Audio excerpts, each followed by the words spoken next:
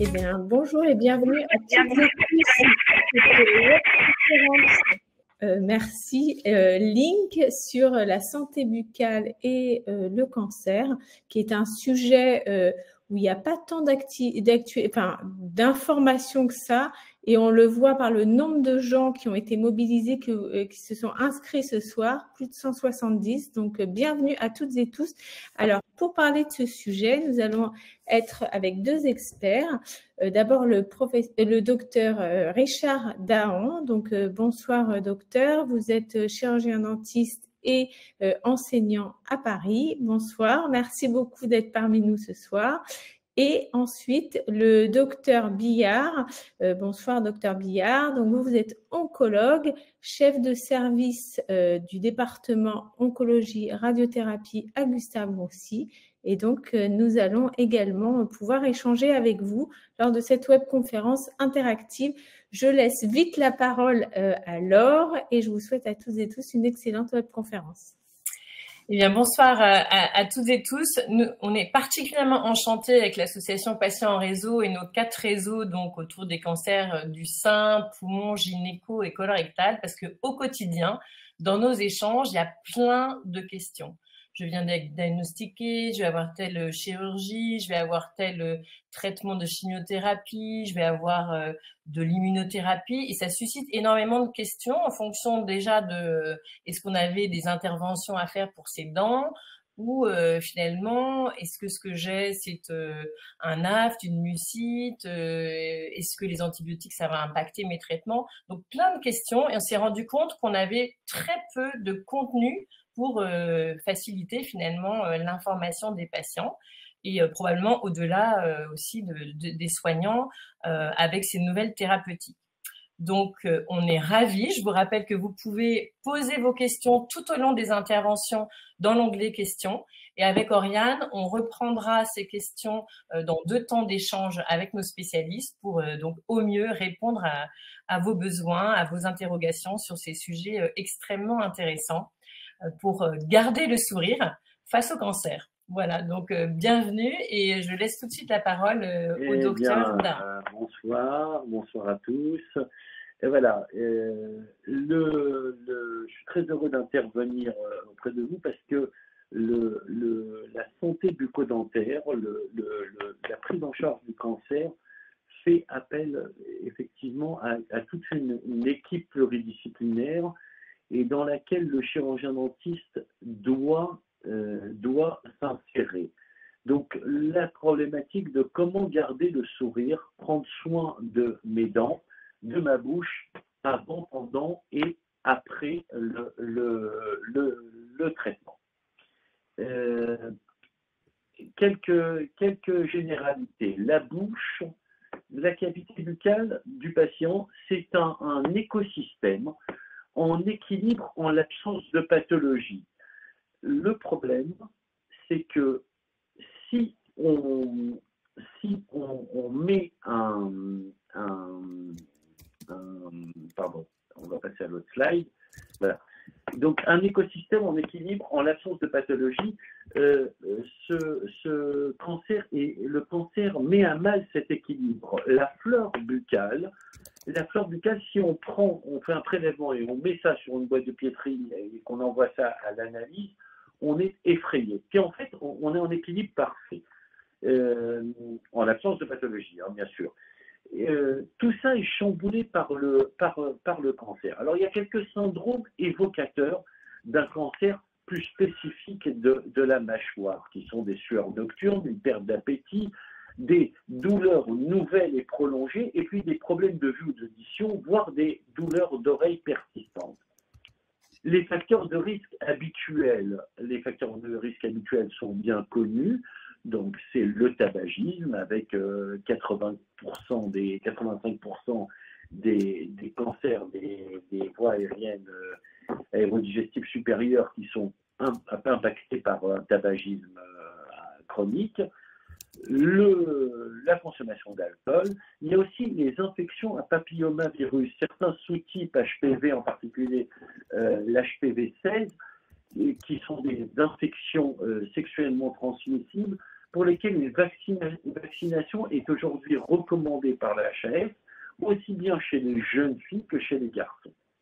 En ce qui concerne les cancers de la bouche, de la langue et de la gorge, les manifestations, il y a souvent des douleurs continuant d'un point précis, des saignements inopinés, à la simple pression, parfois même à la pression linguale ou à la pression labiale, des mobilités dentaires qui apparaissent sans raison, des prothèses qui, auparavant, en particulier les prothèses amovibles, étaient parfaitement adaptées. D'un seul coup, on a l'impression que ces prothèses se sont déformées puisqu'elles ne rentrent plus.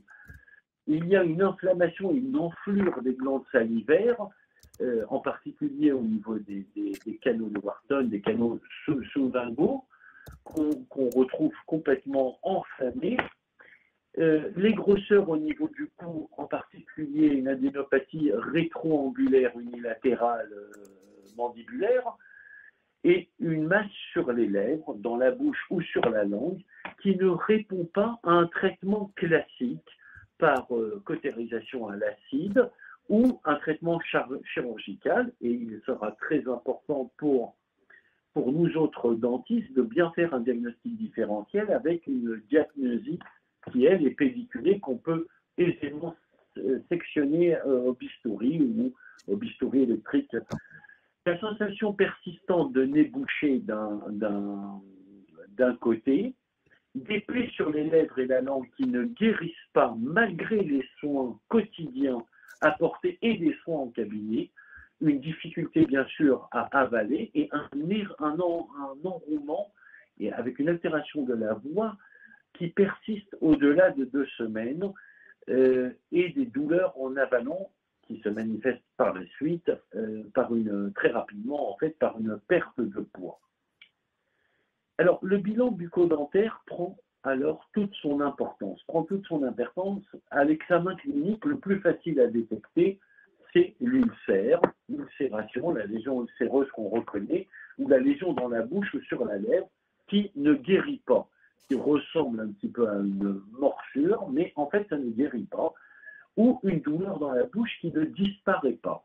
L'hyperkératose est très fréquente et constitue un signal bien sûr très fort, puisqu'on a un épaississement superficiel de la muqueuse, donc soit une leucoplasie blanchâtre, soit une érythroplasie rougeâtre sur la langue, localisée plus souvent sur la langue, en amont du V papillaire, des lèvres ou à l'intérieur même des joues. À l'intérieur des joues, au début, on peut penser à des morsures, comme à ce qui va générer une diagnosis. Vous savez, souvent, on se mord pour peu que le patient porte une prothèse qui soit un petit peu usée, il y a un déséquilibre occlusal, un syndrome d'aspiration, et donc une morsure. En fait, là, on est dans quelque chose de très différent puisque ça a du mal à guérir. Par ailleurs, ces lésions font souvent penser à des mycoses, mais elles résistent au traitement habituel de fongisone, de mycostatine ou de dactarin, de 3 semaines à 1 mois, qui ne sont pas des traitements très agréables. Et puis en plus, ce sont des lésions qui ont tendance à s'étendre.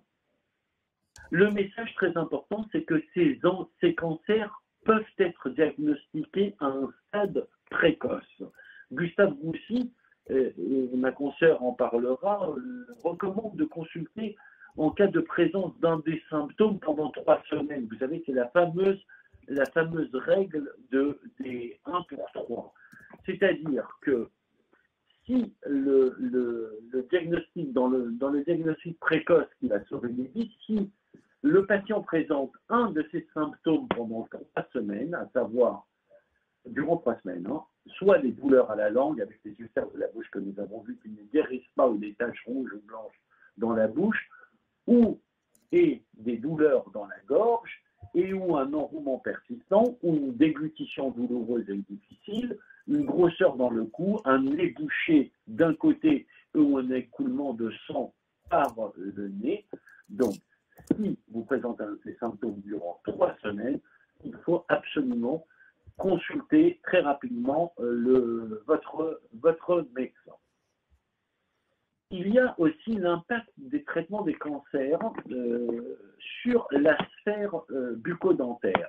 Il y a d'abord le traitement chirurgical, la radiothérapie, la chimiothérapie et les autres traitements, parfois suivis de greffe de cellules souches hématopoïétiques.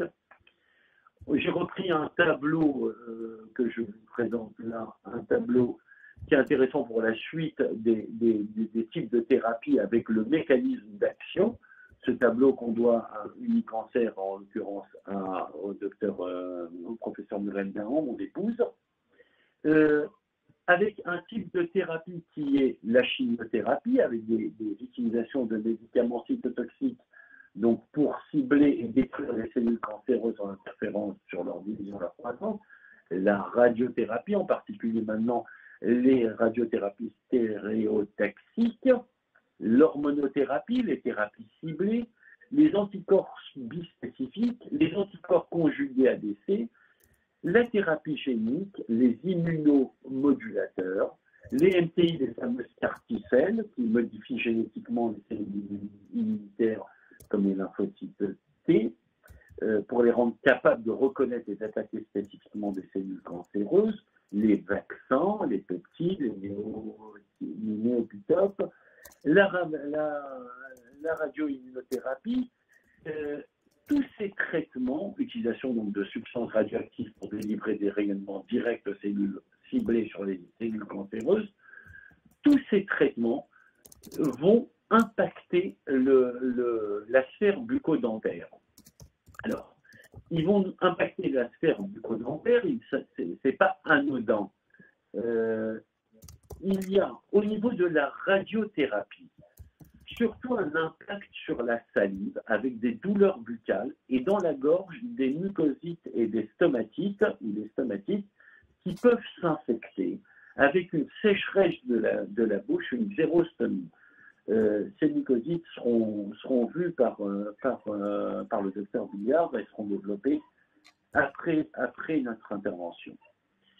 Donc la radiothérapie, la chimiothérapie, qui elle aussi génère des douleurs buccales avec des mucosites et des stomatites, des mucoses, des muguets candidoses buccales, traitement classique au diffusant, qui génèrent aussi des caries nouvelles, et ça c'est très particulier, des mobilités et des pertes osseuses, des atteintes parodontales, des ligaments desmodontiques qui commencent à s'enflammer et qui génèrent donc des mobilités dentaires et des pertes osseuses et des pertes de gencives attachées. L'hormonothérapie aussi, avec la possibilité de fragilité et de perte osseuse. L'immunothérapie, principalement les effets secondaires liés à l'hyperactivité immunitaire qui concernent différents organes, justement, dont nous parlions du poumon, foie, hypophyse, qui peuvent conduire à un risque infectieux du fait de l'utilisation d'immunodépresseurs. Donc là, la prise en charge spécialisée s'impose. La prise en charge spécialisée s'impose par un spécialiste. En fait, faut-il aller voir un dentiste? La question, c'est faut-il aller voir un dentiste avant de commencer ces traitements pour un cancer? La réponse, comme vous pouvez le deviner, est bien évidemment affirmative. Pourquoi? Dès l'annonce du cancer, concomitamment à l'annonce du cancer, il faudrait que le patient, et on va œuvrer à ça, on œuvre déjà à ça et on espère aboutir bientôt, il faut que chaque patient reçoive une invitation à consulter son dentiste. C'est d'ailleurs une recommandation de l'Association francophone des soins oncologiques de support Laxos depuis plusieurs années, mais là on va aboutir à ça. Tous les traitements sur l'équilibre de la flore, des sécrétions cellulaires, mais surtout l'impact au niveau parodontal risque d'être très important, quelle que soit la localisation du cancer et le traitement envisagé. Le but de cette consultation, ça va être quoi? Ça va être de faire un bilan initial, prendre une photographie à T0, donc concomitamment à l'annonce du cancer, et de prodiguer des conseils adaptés. Établir un plan d'hygiène bucco-dentaire avec son chirurgien dentiste, qui préconisera l'utilisation d'une solution de rinçage adaptée, souvent à base de bicarbonate de soude, et puis dont la concentration sera vue en fonction de l'état parodontal du départ, pour rinçage de la bouche avant et après chaque repas, et bien évidemment au coucher. On va retirer aussi tout ce qui est prothèse amovible la nuit et les laisser tremper dans une solution de rinçage. Il faudra aussi changer son matériel de brossage. Souvent, le patient qui avait une brosse dure, voire médium, devra passer à une brosse souple avec des poils parfaitement arrondis. Le brossage devra intervenir impérativement dans les 30 minutes maximum après manger, après chaque repas, et bien évidemment avant le coucher.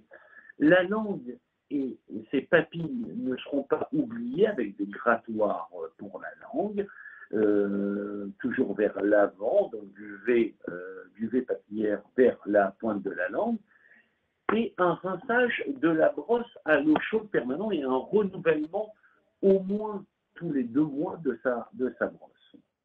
Le suivi, je dirais le suivi est tout à fait classique, c'est-à-dire que c'est un suivi tous les 6 à 12 mois après la chimio.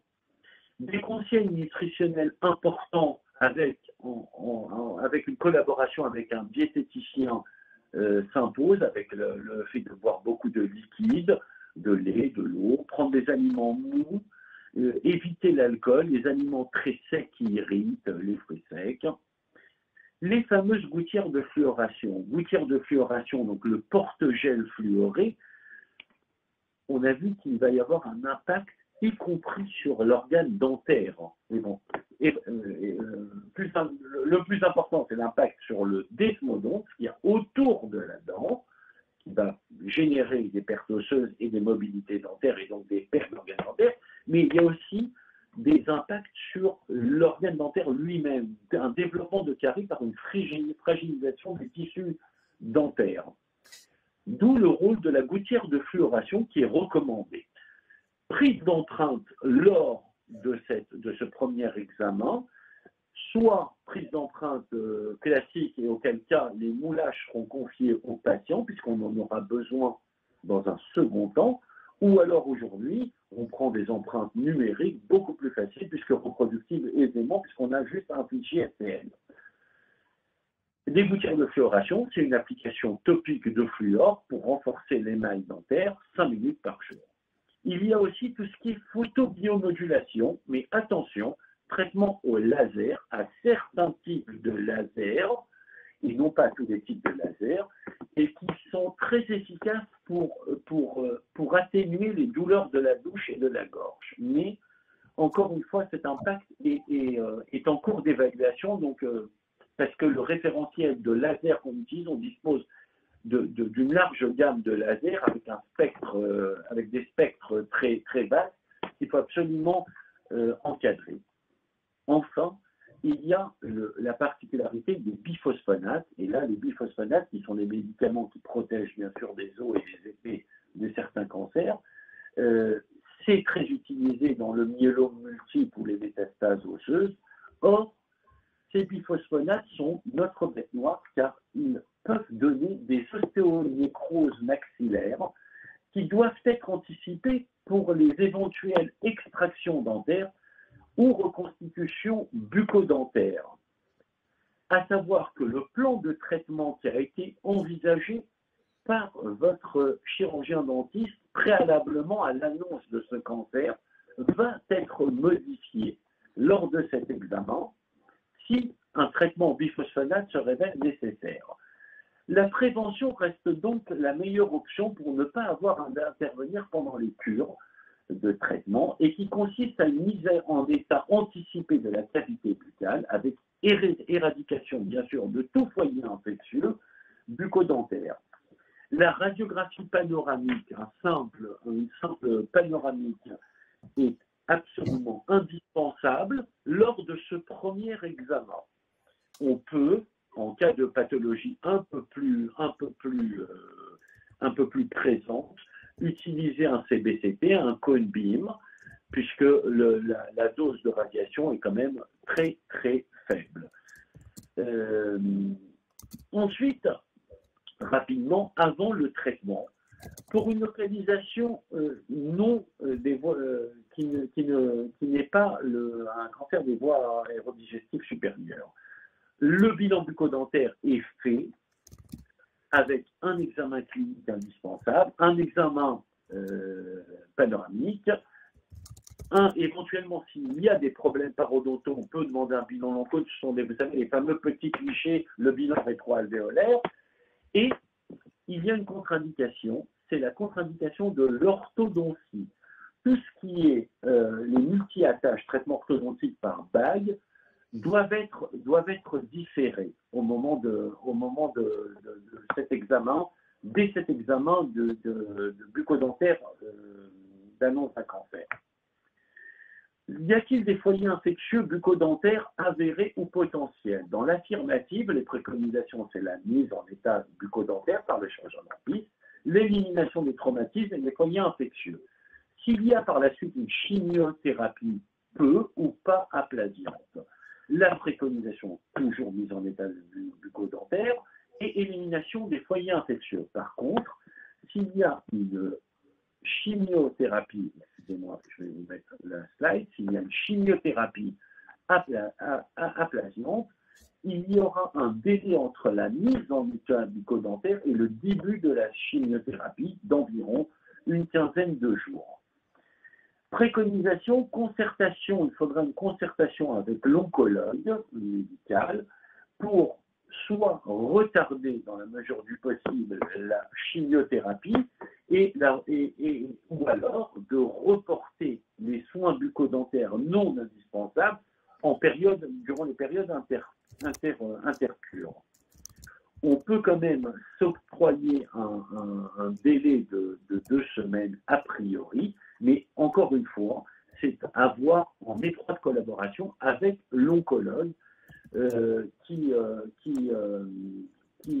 va apprécier avec le chirurgien dentiste le caractère urgent ou pas de la mise en route de la chimiothérapie, de l'ampleur du geste, du caractère invasif de la mise en état bucco-dentaire, puisque s'il faut procéder à des extractions, cela peut être effectivement rapide. Maintenant, s'il faut des chirurgies bucco-gingivales ou parodontales ou implantaires, il faut quand même la programmer, donc ça va être beaucoup plus long, du caractère aplasiant de la chimiothérapie et de l'état nutritionnel du patient. Ça, c'est pour la localisation non VADS. Pour une localisation VADS, radiochimiothérapie, alors là, on est dans un cas où le bilan bucco-dentaire est toujours à prendre en charge avec l'examen clinique et l'examen radiologique. Ça, c'est un seul examen. Une remise en état bucco-dentaire par le chirurgien dentiste systématique avant la radiothérapie. La priorisation, c'est un traitement assez radical dans la mesure où on va éliminer les foyers infectieux dans les champs d'irradiation. Donc, une concertation avec le radiothérapeute et l'oncologue s'impose pour savoir comment limiter les champs d'irradiation. S'il y a une partie, et aujourd'hui on arrive à des champs d'irradiation quand même très très précis, qui permettent de laisser des possibilités dans d'autres zones des maxillaires. La fluoroprophylaxie qui est instaurée, toujours en concertation avec le radiothérapeute pour connaître le retentissement de la radiothérapie sur la fonction salivaire, et le maintien de l'hygiène bucco-dentaire avec un suivi régulier tous les 6 mois. Mais il n'y a rien de particulier à ce suivi puisque c'est un suivi qui est généralisé à toute la population. La concertation est donc indispensable, encore une fois, avec le radiothérapeute et l'oncologue. Ça, c'était pendant le traitement. Pendant le traitement, est-ce que les traitements peuvent impacter les dents, la mâchoire? Si oui, lesquels, que faire? Donc, bien évidemment, pendant le traitement, L'hygiène bucco-dentaire et prothétique est essentielle, avec un brossage impératif 3 fois par jour après chaque repas et dans la demi-heure maximum qui suit le repas. La brosse à dents devra être régulièrement changée au profit d'une brosse souple ou une brosse post-chirurgicale, au 15 centième et en 7 centièmes, c'est la taille des poils. Un dentifrice sans menthol et donc sera à contrôler. Il y a des dentifrices particuliers. La composition est très clairement indiquée. Le nettoyage des prothèses présentes en bouche 3 fois par jour avec un brossage, un bon savon de Marseille avec une autre brosse à dents et non pas la brosse à dents qu'on utilise pour se brosser les dents naturelles. Il faut une vieille brosse à dents en dehors avec un bon savon de Marseille et ça, on frotte. Des bains de bouche de bicarbonate de sodium, une prise en charge de la douleur avec des anesthésies, des gels d'anesthésie de surface qui peuvent générer un confort aux patients avec de la xylocaïne, de la lidocaïne en application locale ou en bain de bouche, des films protecteurs de surface, des films vaselinaires, des anti-inflammatoires en bain de bouche, des bains de bouche à base de morphine, mais là, attention à discuter parce que c'est quand même des concentrations assez fortes pour que ça soit efficace. Et bien sûr, la prise dentalgique par voie systémique. La prise en charge des surinfections fongiques avec des antifongiques classiques, jamais en prophylactique, à débuter en cas de mycose clinique et symptomatique, et réévaluer régulièrement, mais ça, ma consoeur va vous en parler beaucoup plus précisément. Alors, il faut parfois utiliser des antibiotiques lors d'interventions dentaires. Quel impact pour les patients qui doivent commencer ou sont déjà soignés en immunothérapie en particulier? Est-ce que tous les soins dentaires doivent faire l'objet d'une validation par l'oncologue? Alors, il faut éviter la prise d'antibiotiques qui vont perturber cet équilibre du microbiote intestinal et réduire de façon significative la réponse immunitaire induite par les immunothérapies. Mais le rapport bénéfice-risque doit être évalué par l'oncologue. Des recherches sont en cours pour mieux cibler l'action des antibiotiques ou pour agir sur le microbiote. D'une façon générale, cet examen essentiel au départ, cette période de prise en charge rapide permettra vraiment d'anticiper tout ce qui va nous poser problème et les cas vraiment d'infection qui vont éviter la prise d'antibiotiques durant le traitement du cancer. Quelle place des soins dentaires dans le rétablissement des patients? Eh bien, les soins dentaires ont un rôle essentiel. D'abord, bien sûr, de bonnes dents permettent de bien se nourrir, ça c'est évident. Ça peut limiter la perte de poids liée au traitement du cancer. On peut éviter les douleurs, les sources d'infection et donc, encore une fois, éviter de recourir à l'antibiothérapie, préserver le bien-être et l'esthétique et donc le moral de chacun des patients. Il y a aussi un impact financier dont il faudra parler effectivement et un impact professionnel. Rien de plus désagréable que de voir ses dents bouger, c'est flippant, de voir ses dents tomber. Lorsqu'on traverse une épreuve lors d'un traitement d'un cancer, c'est vraiment pas ce qu'il y a de plus réconfortant. Donc, c'est vraiment essentiel de voir tout ça en amont. Enfin, pour conclure, quelle prise en charge? Et la question qu'on se pose, c'est est-ce que le soin dentaire, est-ce que l'examen bucco-dentaire et le soin dentaire constitue un soin de support. Quelle prise en charge? La reconnaissance de l'ALD, donc de l'affection longue durée, génère une prise en charge de 100% à 100% des frais médicaux liés au cancer, sans avance de frais. Malheureusement, ceci ne s'applique absolument pas aux frais dentaires, qui restent remboursés selon les conditions générales, même durant la phase active du traitement contre le cancer. Toutefois, depuis 2019, on a le dispositif 100% santé qui doit faciliter l'accès à des soins de qualité sans reste à charge. Voilà. Est-ce un soin de support? Les soins de support sont définis par l'INCa, par l'Institut national du cancer, comme l'ensemble des soins et soutiens nécessaires aux personnes malades tout au long de leur maladie. C'est, selon la Ligue contre le cancer, l'ensemble des soins et soutiens qui peuvent être proposés à une personne atteinte d'une pathologie cancéreuse à côté de la panoplie de traitements spécifiques destinés à soigner sa maladie, comme la chimiothérapie, la radiothérapie, l'immunothérapie, etc., la chirurgie, bien évidemment. C'est la lutte contre la douleur, le soutien psychologique, le sport adapté, la nutrition, l'esthétique. Ce sont donc bien, dans la majorité des situations, des soins de support.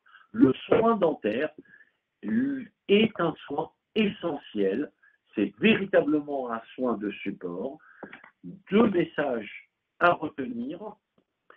L'examen bucco-dentaire doit être systématique dès le départ. Les soins, et avec une priorisation des soins apportés en amont du cancer. Et il faut absolument une parfaite concertation avec l'équipe soignante, d'oncologues, de radiothérapeutes. C'est véritablement transversal, du diététicien dès le départ. Cette photographie, ce bilan bucco-dentaire que reçoivent tous les patients lors d'une grossesse, à l'annonce d'une grossesse, des adolescents, MT-dents, sourire, doit être systématiquement généralisé,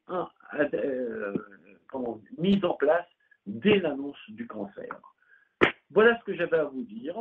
Je pense qu'on a à peu près vu le message essentiel. Je vous remercie de votre attention.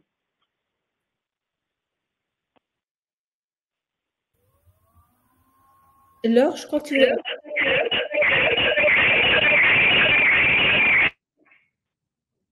Voilà.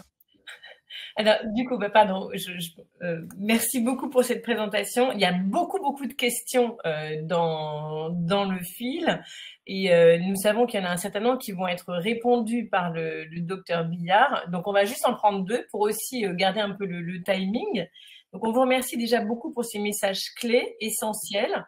Moi, je pense qu'aussi au niveau associatif, il faudra qu'on réfléchisse avec votre appui et probablement d'autres associations, que ce soit par exemple Corasso pour les cancers tête et cou et la Ligue contre le cancer, etc., sur cette problématique de la prise en charge, puisqu'il y a aussi toute cette question de il y a le bilan bucco-dentaire au départ que vous conseillez, voilà, est-ce qu'il va être pris en charge entre guillemets dans le truc classique, mais parfois il y a des traitements plus lourds à faire, où il y avait des choses à envisager, où le cancer et les traitements, typiquement quand on a une maladie métastatique et des traitements de long cours, il y a quand même beaucoup de questions autour de déchaussement. Donc tous ces soins-là peuvent être très coûteux.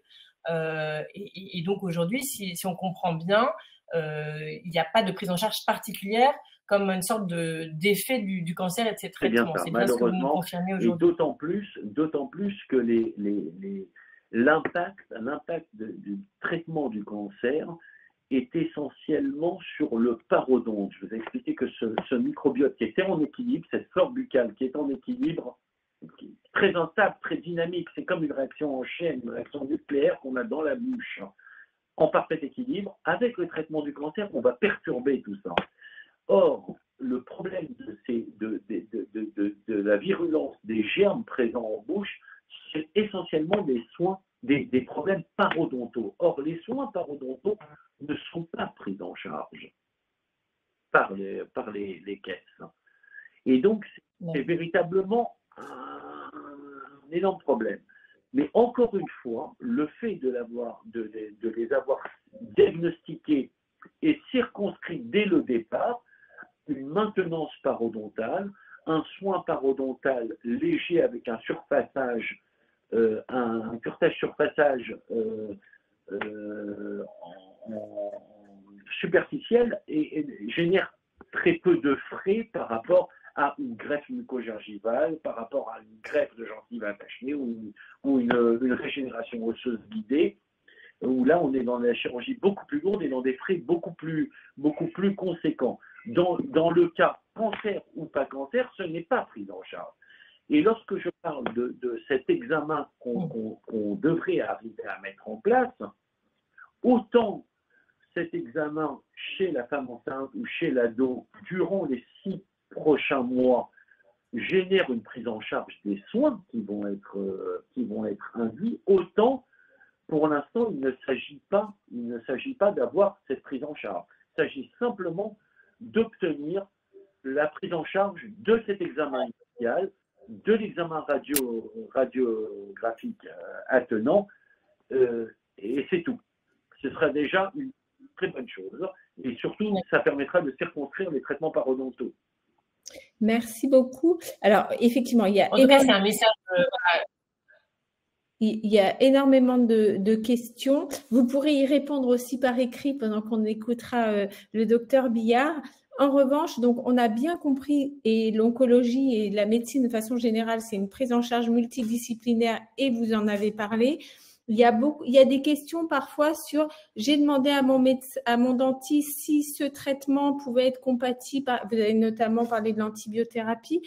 Est-ce que dans ces cas-là, il faut toujours demander bien sûr à son oncologue, à son équipe soignante référente, mais est-ce qu'il y a des dentistes, il y avait une question, qui connaissent suffisamment bien tous les traitements d'oncologie, etc., les impacts et les interactions médicamenteuses, ou bien y a-t-il des ressources où on peut orienter les dentistes vers des sociétés savantes en disant telle société savante dentiste qui connaît très bien l'oncologie pourrait peut-être vous renseigner ou vous aider à mieux encore me prendre en charge. Voilà.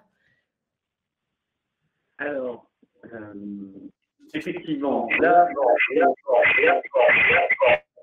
pardon, vous m'entendez, hein, là. Très bien. Effectivement, la sensibilisation, la grande majorité des chirurgiens dentistes arrivent à prendre en charge ceci.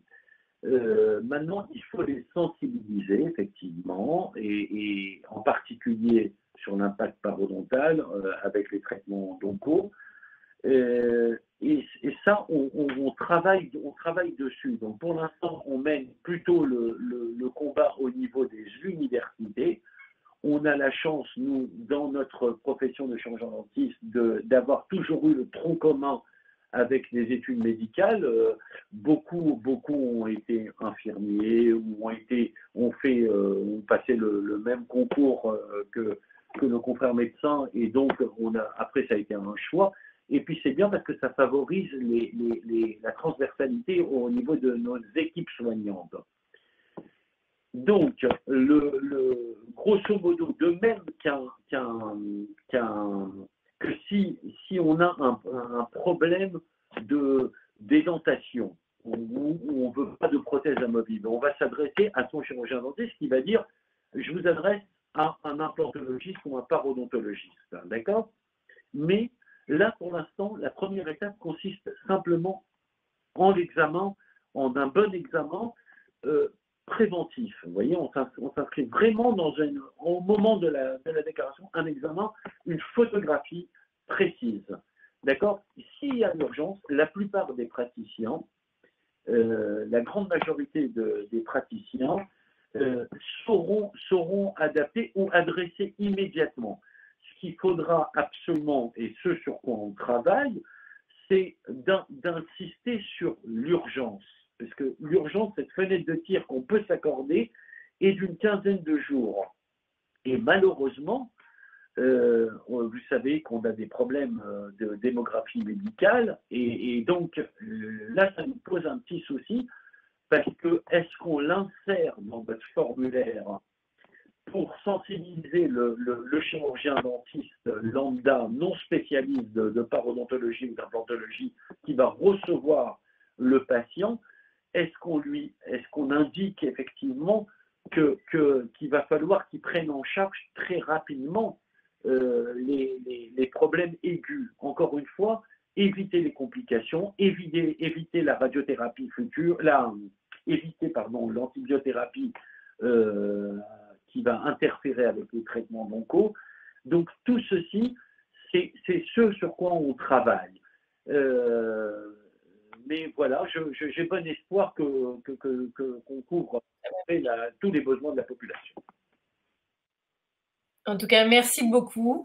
Et voilà, on sent que ça avance. C'est très éclairant déjà de s'en occuper dès le début. Je pense que c'est un message clé qu'au niveau des associations, on va pouvoir relayer ce bilan au début et prendre les choses avant qu'elles ne s'installent et que les problématiques s'installent. En tout cas, si on peut les limiter. On va tout de suite passer la parole au docteur Billard, qui va nous apporter voilà, aussi beaucoup de réponses concrètes sur cette prise en charge pour les patients touchés par différents types de cancers. Donc, merci beaucoup, docteur, et on vous laisse la parole. Merci pour l'invitation. Vous m'avez présenté, le temps que les diapos arrivent. Donc, je suis oncologue médical à Gustave Roussy et je suis responsable d'une salle d'hospitalisation dans le département d'oncologie et radiothérapie. Donc, je prends en charge les cancers ORL pour la chimiothérapie concomitante à la radiothérapie et surtout les complications de la radiothérapie et la chimiothérapie au niveau de la cavité buccale. Donc, comment garder le sourire? On va voir si je vais arriver à vous redonner le sourire.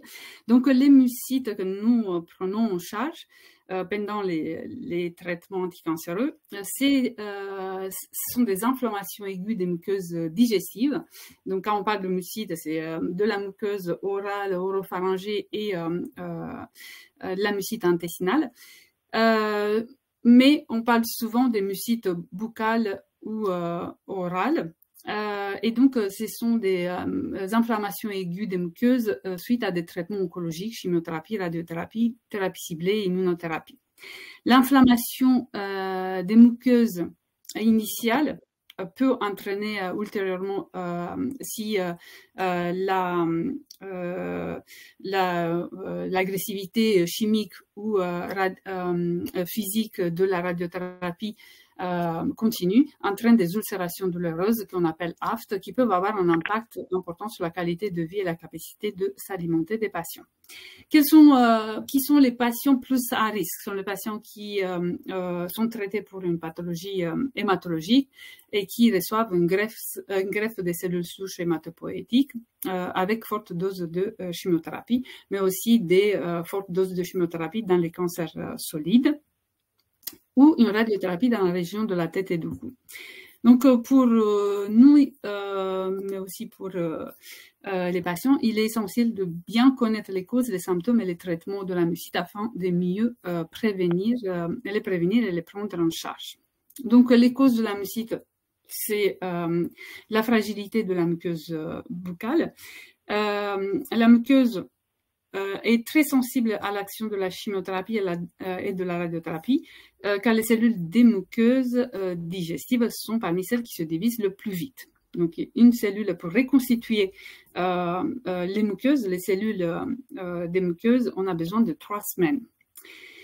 Une baisse des défenses immunitaires. Pendant les chimiothérapies, on a le nombre des globules blancs qui diminue. Et donc, la muqueuse a moins de défense contre les germes présents naturellement dans la bouche. Comme il parlait Dr Dahan, le microbiote buccal, il est extrêmement important, et quand il y a une agressivité chimique par la chimiothérapie ou physique par la radiothérapie, ce microbiote, il est moins efficace contre les germes agressifs. Autre facteur, donc il n'y a pas que la néutropénie. Pour expliquer le survenu de la mucite, il y a des infections, la déshydratation, des nutritions, les soins de bouche insuffisants, oxygénothérapie, l'abus de l'alcool et ou tabac pendant les traitements et même avant parce qu'on a des muqueuses qui sont déjà abîmées et une alimentation pauvre en protéines qui peuvent provoquer des mucites. Et là, je vais prendre un peu les facteurs de risque des complications de la mucite buccale. Il y a les facteurs de risque qui sont liés aux patients. C'est l'âge déjà. Les patients âgés sont plus fragiles et donc ils vont développer plus de mucite. Une mauvaise hygiène buccale, la consommation de l'alcool et de tabac, comme je disais, la dénutrition, la déshydratation pendant les traitements, c'est pas très évident. Les patients disent oui, je m'hydrate bien, mais il faut pas oublier que dans les cancers ORL, les patients crachent beaucoup, donc ils se déshydratent fortement. Après, il y a la néutropénie et donc les infections qui ça s'engendre. L'oxygénothérapie dans de rares cas où les patients ils sont sous oxygénothérapie. Les antécédents personnels de pathologie dans la cavité buccale. Et après, on a d'autres maladies, diabète, artériosclérose, VIH ou lésions tissulaires liées à l'extension de la tumeur dans le cas des tumeurs de la sphère ORL. Et les traitements antérieurs, chirurgie, chimiothérapie, radiothérapie pour les patients qui présentent une récidive et donc reprise des traitements, là, les muqueuses sont déjà fragilisées. Et lié au traitement, bien sûr, ça dépend de la thérapie systémique, du type de la chimiothérapie, immunothérapie, thérapie ciblée ou de la dose cumulative. Et la radiothérapie, la dose totale donnée au niveau des muqueuses, la dose par fraction et le volume de tissu sain irradié.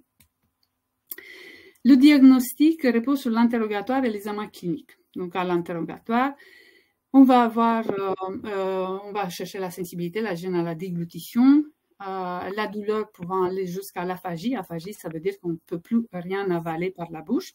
Une sécheresse buccale, modification puis perte du goût. Il y a des troubles nutritionnels qui peuvent être produits par des mucites. Le risque de surinfection par rupture de la barrière muqueuse. Et l'examen clinique qui va poser un diagnostic. La mucite, on la voit bien, elle débute avec un érythème, avec des desquamations de certaines plages qui se transforment en véritable ulcération, ce qu'on appelle les aftes. L'évaluation précise de l'état buccal, des symptômes rattachés, douleur, odeur, c'est très important, exsudant, hémorragie. On a une fragilité des muqueuses qui peuvent saigner facilement ou il y a la tumeur qui, sous l'effet de la chimiothérapie ou de la radiothérapie, va saigner facilement. Donc, tout ça, il faut que le médecin évalue. Il y a après le retentissement physique de la mucite sur l'alimentation, douleur, perturbation de la salivation, dysphonie, ou rupture de la communication quand le patient ne peut plus parler correctement à cause des douleurs au niveau de la bouche. Du retentissement physique sur le patient, la perturbation de l'image corporelle, le repli sur soi. Il y a un impact très fort sur la qualité de vie en raison de la douleur et de l'inconfort produit par la mucite. On sait très bien la douleur qu'on peut avoir juste avec un aphte, mais quand on a une mucite diffuse dans la bouche, les douleurs sont insupportables et les patients arrivent à avoir jusqu'à une pompe contrôlée avec consommation des opioïdes.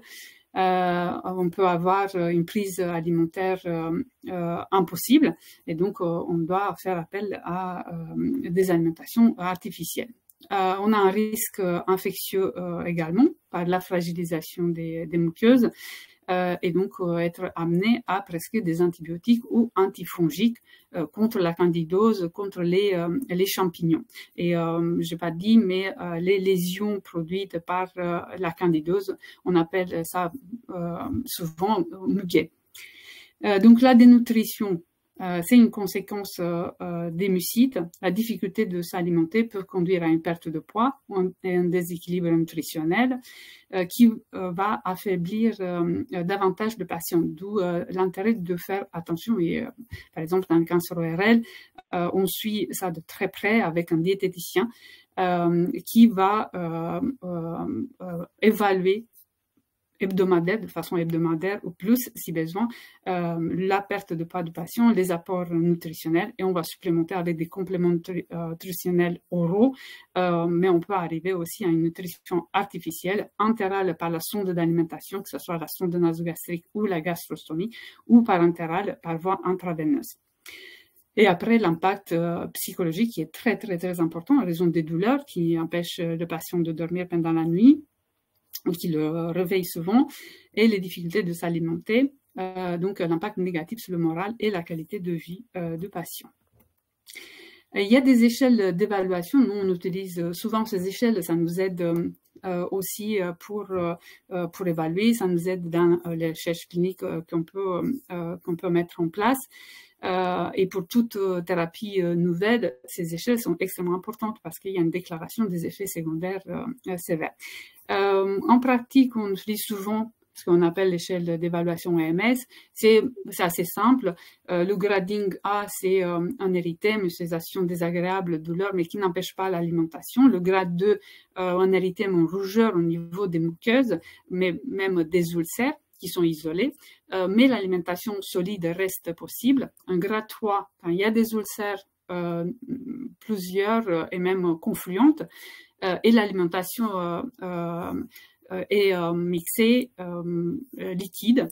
Et grade 4, quand il n'y a pas de possibilité d'alimentation péro, ça veut dire par la bouche, et donc on a besoin d'une alimentation entérale par sonde ou par entérale qui est obligatoire pour garder le poids du patient et l'état nutritionnel satisfaisant. Et après, il y a à peu près, qui reprend à peu près les mêmes items, l'échelle qu'on utilise souvent dans la recherche, c'était CAE, qui évalue plus la douleur et un lien direct avec la prise des aliments. La prévention et soins de bouche. Comment on fait pour prévenir? Donc, au début, comme on avait parlé avec Dr. Dan, c'est l'évaluation bucco-dentaire. Par exemple, dans les cancers ORL, la consultation avec l'odontologue, elle est dès le début. Elle est systématique pour tous les patients. C'est à l'arrivée, à la consultation d'accueil avec le chirurgien ORL, le patient aura sa consultation odontologique. Dans d'autres pathologie, on peut le proposer si l'état dentaire est non satisfaisant, s'il y a une radiothérapie dans la sphère ORL ou s'il y a une chimiothérapie qui peut affecter fortement la cavité buccale. Donc, consultation avec un dentiste pour effectuer des soins préventifs comme un détartrage, le traitement des caries et des soins parodontaux. Et il y a aussi l'évaluation par le dentiste, elle est obligatoire quand on met en place un traitement par bisphosphonate. On sait très bien qu'il y a un risque d'ostéochimionécrose assez important, donc il faut faire l'évaluation des extractions dentaires si cela est nécessaire, d'évaluer s'il n'y a pas d'abcès dentaire. Et après, il y a les soins quotidiens qui font partie de l'éducation thérapeutique du patient. Pendant le traitement, il faut effectuer le brossage, comme on avait dit, et les bains de bouche au bicarbonate de sodium. Bien se nourrir. Il y a des aliments à privilégier et des aliments à éviter. À Gustave aussi, on a une consultation nutritionnelle dès le début. Et les patients vont avoir une consultation avec le nutritionniste s'il y a déjà une perte de poids ou une consultation avec le diététicien pour une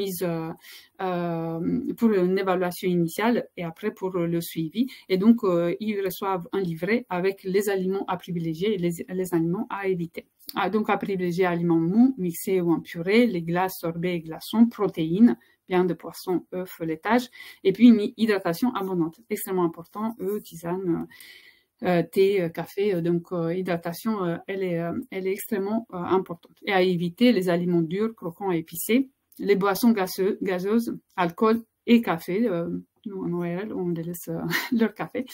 À éviter aussi les agrumes, tomates et les aliments qui favorisent les aftes, noix, gruyère et ananas. Donc, ce qu'on recommande souvent, c'est de faire des petits repas réguliers plutôt que des 3 grands repas parce que les patients sous chimiothérapie disent vite qu'ils sont remplis, qu'ils ne peuvent pas prendre un repas complet. Donc, on préfère fractionner tout au long de la journée pour avoir le nombre de calories nécessaires. Le traitement de la mucite et des aftes, des ulcérations. Donc, on a les soins de base, la poursuite de la prévention, des soins de bouche quotidiens, les bains de bouche, les hydratants, les fluidifiants salivaires, les soins des lèvres aussi, il faut hydrater les lèvres également. Les traitements médicamenteux, les prescriptions des bains de bouche médicamenteux, dentalgiques locaux ou généraux, l'antifongique, antibiotiques en cas d'infection. Le support nutritionnel, on adapte l'alimentation si il faut mixer. Les apports caloriques et hydriques suffisants. Et bien sûr, comme on avait discuté, il y a une possibilité de nutrition artificielle si les apports sont impossibles. Et la prise en charge de la douleur, parce que parfois, en traitant la douleur, on peut garder une alimentation satisfaisante malgré le fait qu'il y a des ulcérations dans la bouche. La sérostomie, je vais juste toucher cet aspect, ou sécheresse buccale. Les causes, sont certaines chimiothérapies comme la driamycine et aussi l'irradiation des glandes salivaires, que ce soit les glandes salivaires parotides ou aussi les glandes mandibulaires et les glandes salivaires accessoires qui sont dans toute la cavité buccale. Les conséquences d'un manque de salive sont des caries dentaires fréquentes et difficultés de s'alimenter. Les patients doivent avoir toujours une bouteille d'eau pour humidifier la bouche et pour pouvoir avaler. Et les traitements, donc hygiène bucco-dentaire rigoureuse, la stimulation salivaire avec des bonbons, des eaux gazeuses. Les patients nous disent que les bonbons à la fraise marchent très bien. Et nous, on les croit. Du coup, on recommande d'autres patients quand ils entrent dans leur traitement, on dit et apparemment ça marche. Et utilisation des sprays de salive artificielle. Je voulais toucher juste un aspect spécifique. Les mucites sont les inflammations de la bouche liées à la chimiothérapie standard classique qu'on connaît et la radiothérapie. Il y a une entité qui arrive depuis quelques années maintenant avec l'arrivée des thérapies ciblées, des immunothérapies ou anticorps conjugués avec l'immunothérapie, des lésions inflammatoires au niveau buccal, mais qui n'ont pas ni la physiopathologie, ni les mécanismes des mucites classiques, et ni le traitement. Donc, on appelle ça stomatite depuis 2010. C'est une nomination qui est venue avec des inhibiteurs de mTOR qui ont utilisé dans les années 2010. Donc, on appelle stomatite pour les différencier des mucites. Parce que, comme j'avais dit, il n'y a pas la même physiopathologie ni le traitement. Donc, on appelle stomatite, il y a plusieurs formes de présentation clinique. Donc, on a les stomatites qui sont associées aux inhibiteurs de EGFR, Epidermal Growth Factor Receptor. On a les médicaments, les classes. Et puis, le traitement, si vous regardez à droite, le traitement, c'est le même. Ce sont les corticostéroïdes en local et analgésiques. On a les stomatites associées aux inhibiteurs de mTOR, everolimus, sirolimus, temsirolimus, avec le même traitement. On a les lésions lichénoïdes qui sont assez spécifiques à l'imatinib et rituximab. On a aussi les stomatites, les toxicités au niveau de la muqueuse orale données par les immunothérapies. Les corticostéroïdes, pareil, le traitement. Les lésions hyperkératosiques avec les inhibiteurs de BRAF sont assez spécifiques. On a la langue géographique qui peut apparaître avec le bevacizumab et d'autres inhibiteurs de tyrosine kinase, sunitinib, sorafenib, axitinib.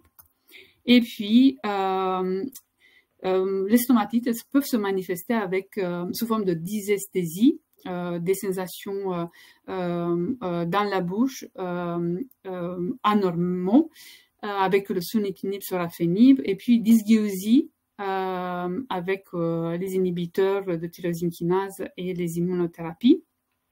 Le goût, quand on arrête ces traitements, le goût va revenir après l'arrêt du médicament, ce qui ne se passe pas avec les mucites, par exemple, qui apparaissent sur la radiothérapie dans les cancers ORL.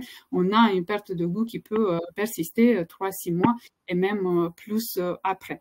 Donc, c'est une perte de goût liée aux inhibiteurs, un inhibiteur de mTOR ou aux immunothérapies, mais qui, quand on arrête le traitement, le goût va revenir. Et après, on a un hypofonctionnement des glandes salivaires, donc hyposalivation. Donc, dans ce cas-là, le traitement, ça sera des lubrifiants topiques pour muqueuses, les salives artificielles, les simulateurs masticatoires, des chewing-gums et d'autres médicaments qu'on utilise quand même rarement. Un saignement gingival qui peut arriver avec bevacizumab, sunitinib, sorafenib. Donc ça, ce sont des traitements dans les bains de bouche. On peut mettre des exercices pour arrêter le saignement. Et après, hyperpigmentation avec imatinib, thérapie avec le laser. Ce qui est très important, et Dr. Dan vous a déjà mentionné, il y a une coordination des soins qui est très importante, pluridisciplinaire, entre le dentiste, qui joue un rôle, l'odontologue, comme on appelle maintenant, qui joue un rôle clé dans la prise en charge, avec l'évaluation bucco-dentaire avant le traitement, mais après aussi pour le suivi. L'oncologue, le diététicien pour tous les conseils et l'adaptation de l'alimentation et les soins infirmiers pour l'éducation thérapeutique sur les soins de bouche et le suivi de la mucite. Perspective à venir, dans la recherche médicale, oui, il y a énormément des études actuellement qui tente à prévenir et à traiter plus efficacement la mucite, parce que si on regarde bien, on n'a pas beaucoup de choses, on a beaucoup de choses à prévenir, mais après, comme traitement, on n'a pas beaucoup de moyens, et surtout ce que je vous ai décrit jusqu'à présent, c'est pas une efficacité à 100% sur les mucites. C'est une diminution, une amélioration, on va dire, des symptômes. Donc, c'est en cours de recherche des facteurs de croissance, de palifermine. On attend voir si ça peut être une solution pour le traitement des mucites très sévères. Les nouvelles thérapies, les immunothérapies, les thérapies ciblées, qui produisent des stomatites, mais rarement, c'est seulement 8% des patients qui vont présenter une stomatite, donc c'est assez rare. Donc ça, c'est quelque chose qui a changé un petit peu le souci pour les traitements, la prévention des mucites, parce qu'on a de moins en moins en oncologie quand les patients sont sur des thérapies ciblées ou sur des immunothérapies, même à long cours. Et après, perspective d'avenir, prise en charge globale, multidisciplinaire, pour une meilleure prévention et une meilleure prise en charge de la mucite. Et maintenant, je voulais vous parler par rapport aux perspectives de l'avenir, par rapport à l'innovation.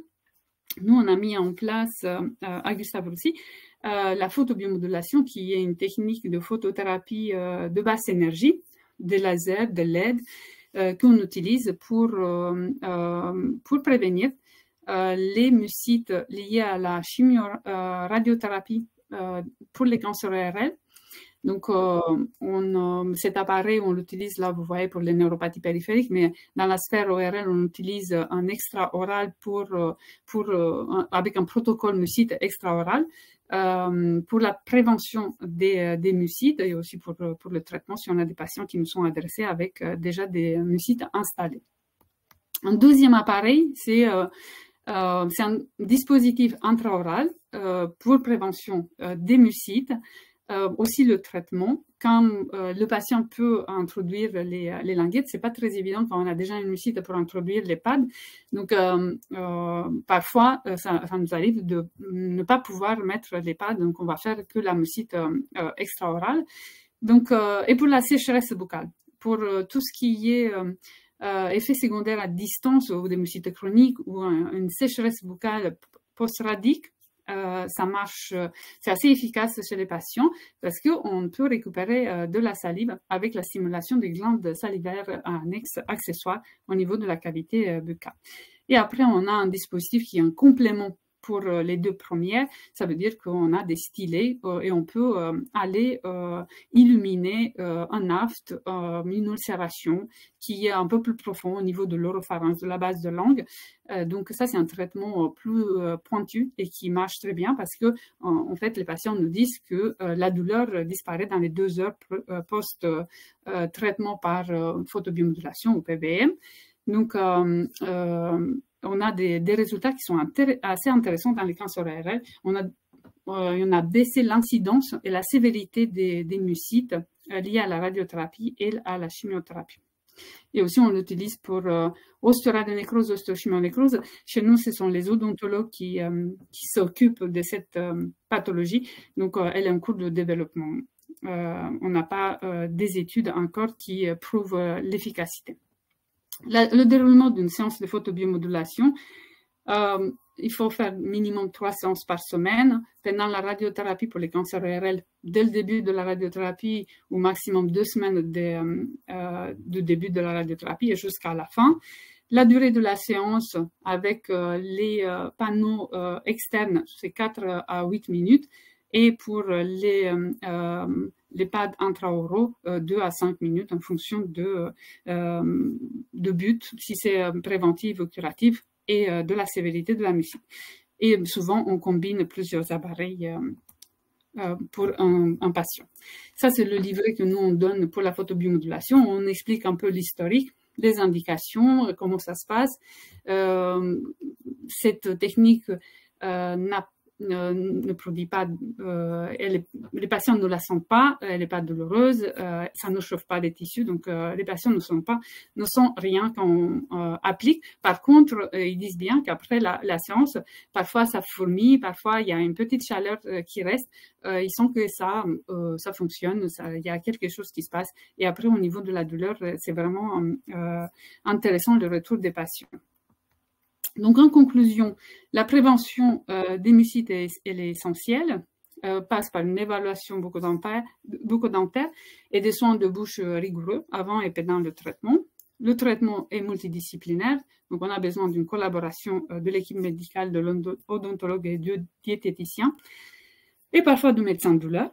Et le rôle clé du patient dans tout ça, le patient a un rôle essentiel dans la prévention et le traitement de mucites, parce que c'est lui qui va suivre les recommandations, c'est lui qui va faire les bains de bouche à la maison, il va s'occuper de l'hygiène bucco-dentaire qui est extrêmement importante pour prévenir toute forme d'affection inflammatoire au niveau de la cavité buccale.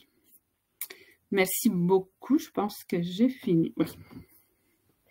Eh ben, merci beaucoup. Alors, on n'a pas pu répondre à toutes les questions. On est désolé. On va trouver des solutions pour vous apporter les réponses à toutes les questions. Peut-être qu'on en refera une autre. On verra. En tout cas, merci à nos 2 orateurs qui ont répondu à beaucoup de questions, informé, donné des informations très pratiques. Merci à tous nos auditeurs. On a bientôt 2 prochaines webconférences. On vous a mis le lien, donc n'hésitez pas à vous inscrire, et le questionnaire qui nous permet toujours de nous améliorer. Très bonne soirée à toutes et tous. Merci infiniment. À bientôt. Au revoir. Merci. À bientôt.